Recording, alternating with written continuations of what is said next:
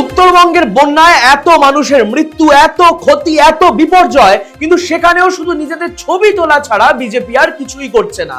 দার্জিলিং, জলপাইগুড়ি, আলিপুরদুয়ারে 32 জন প্রাণ হারিয়েছেন, হাজারেরও ওপর মানুষ গৃহহীন, ভেঙে পড়েছে একাধিক সেতু ও নদীর বাঁধ। কিন্তু জনজীবনকে স্বাভাবিক করতে একা হাতে কাজ করে চলেছে রাজ্য সরকার, কেন্দ্রের কোন রকম সাহায্য ছাড়া। বিজেপি শাসিত মহারাষ্ট্র, দক্ষিণের পাখির চোখ কর্ণাটককে 2000 কোটি টাকার বন্যা ত্রাণ দিয়েছে মোদী সরকার, কিন্তু উত্তরবঙ্গের এই বিপুল বিপর্যয়ের পরেও 1 টাকাও ক্ষতিপূরণ পাঠায়নি তারা।